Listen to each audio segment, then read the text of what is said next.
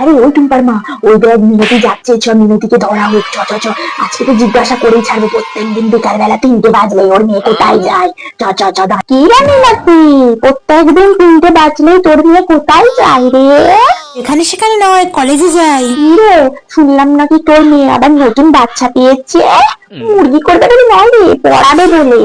ওই যে নাকি তুই আঁকা শেখায় তোর মেয়ে, নাকি আঁকা শেখাবে বলে বাচ্চা পেয়েছে। তাহলে কত টাকা মাইনে নেয় রে তোর মেয়ে?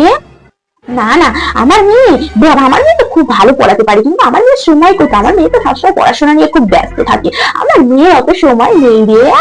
ও, এই মিনতি, তোকে আমি আজকে একটা কথা কয়ে দিলাম, তোর মেয়েকে সামনে রাখবি। তোর মেয়ে ছোট ছোট পোশাক আশাক করে গোটা পাড়ার ছেলেদের মাথা খেয়ে বেড়াচ্ছে, তোর মেয়েকে সাবধানে রাখবি, না তোকে এখান থেকে তাড়া করবো। বাবা জানো, ওর মেয়ের বাবা কত দামি দামি জিনিস